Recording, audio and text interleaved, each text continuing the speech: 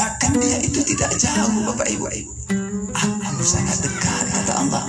Lebih dekat daripada urat leher kita. Banyak orang yang mencari Tuhan ke Mekah, ke Madinah, ke masjid-masjid. Dia tidak tahu bahwa juga ada di dalam dirinya. Karena kita ini mewakili dia untuk menebarkan cinta dan kasih sayang. Maka heran kita kalau ada orang Islam yang saling membunuh, saling hujat, menghujat, tidak bertegur sapa, tidak menebarkan kasih sayang. Saya katakan itu bukanlah orang Islam. Kalau ada itu dia lakukan, mungkin dia berKTP Islam. Islam yang sesungguhnya itu adalah berserah diri hanya kepada Allah Subhanahu wa ta'ala. Bukankah itu pesan Allah?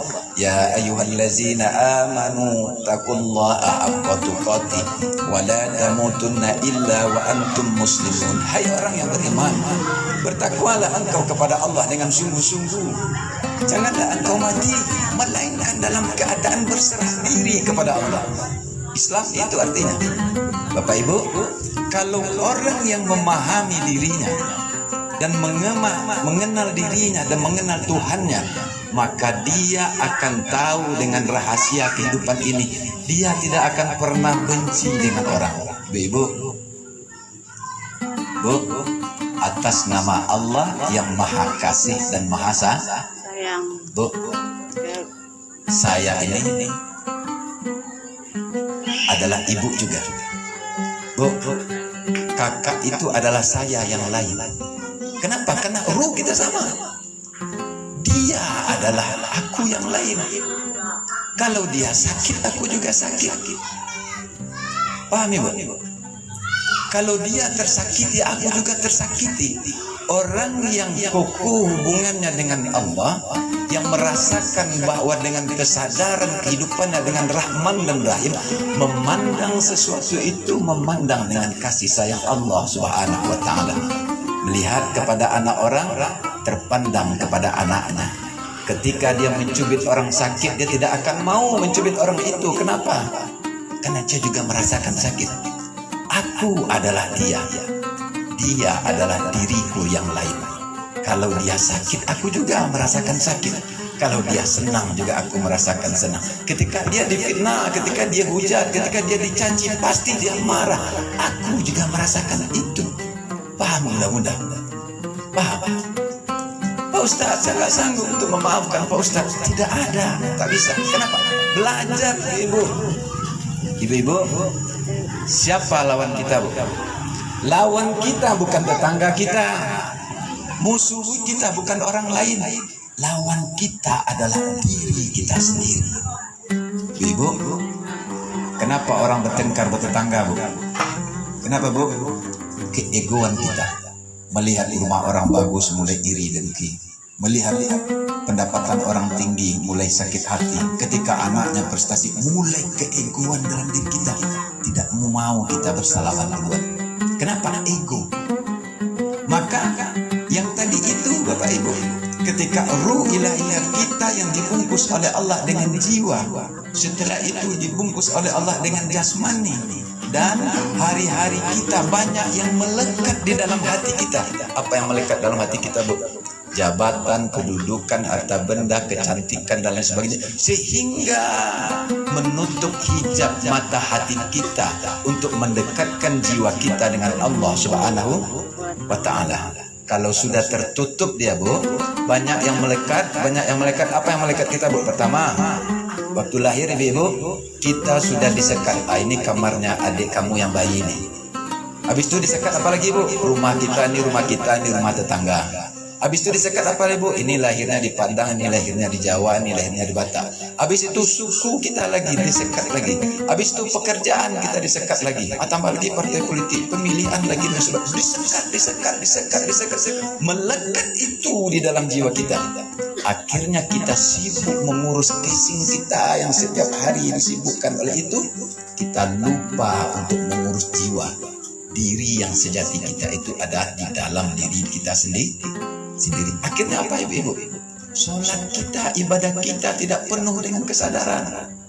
Betapa banyak orang yang sholat hari ini dia tidak tahu apa yang dia sembah. Bu, Ibu yakin saya ini siapa namanya, Bu? Ibu yakin safari Ramadan?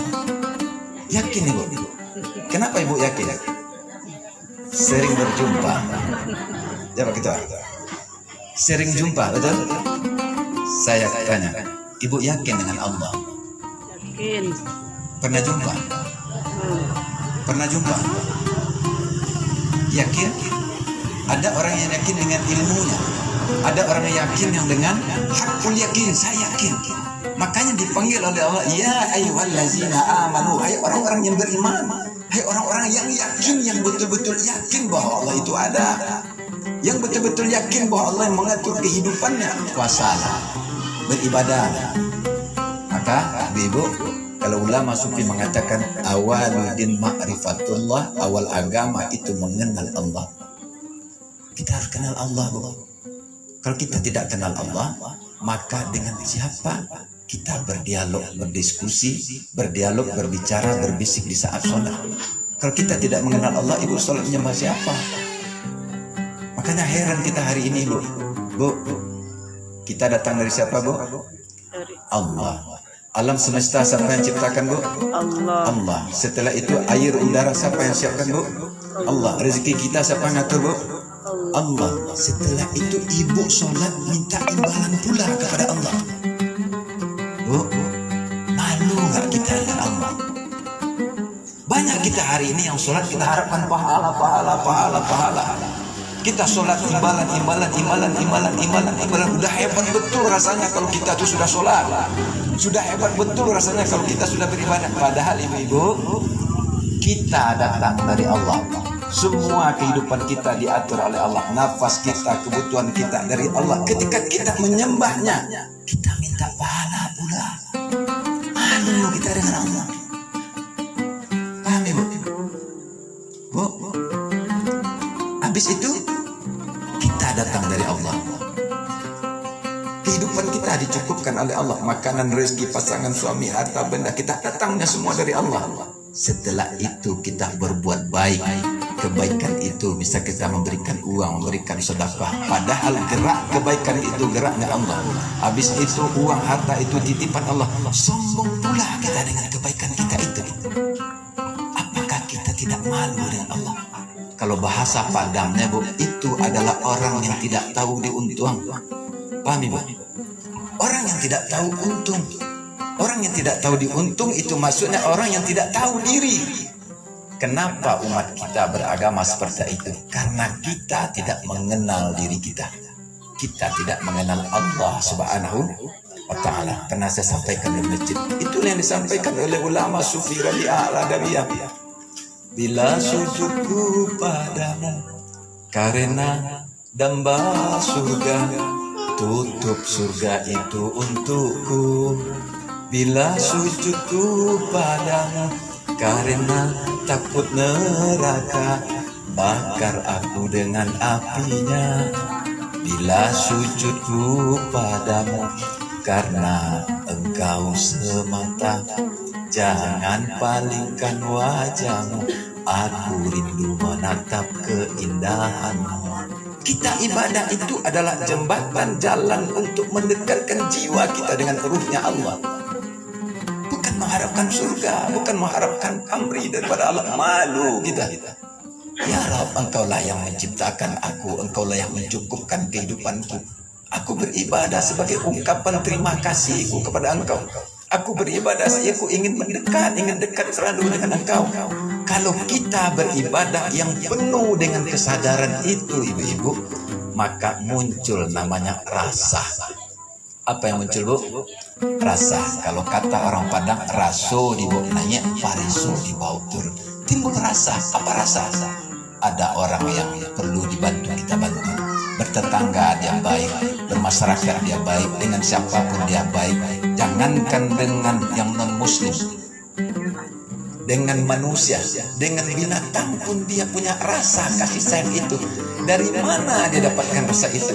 Karena dia merasakan zat Allah Subhanahu wa Ta'ala, kukuh hubungannya dengan jiwanya. Ibu-ibu, itulah yang disebut dengan Islam. Orang yang berserah diri kepada Allah Subhanahu wa Ta'ala. Bapak Ibu, jangan bangga kalau kita rajin sholat. Jangan bangga kalau kita berkali-kali haji, berumrah. Jangan bangga kalau kita rajin sedekah dan sebagainya. Jangan bangga.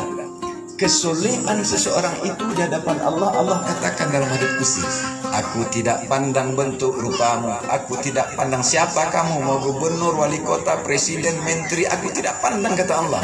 Yang aku pandang adalah siapa yang paling bertakwa kepada aku, kata Allah. Jadi kesolehan kita itu yang menilai, bukan manusia, Bu. Siapa yang menilai? Allah Subhanahu wa ta'ala. Maka oleh sebab itu, ibu-ibu, kita tidak boleh menjustis orang walaupun dia tidak hadir di majelis taklim. Jangan kita, ini ibu ini kayaknya nggak sholat nih, besok masuk neraka. Bukan urusan kita, itu urusan dirinya dengan Allah. Tujuan kita, tugas kita apa? Mengajak manusia mengenal Allah.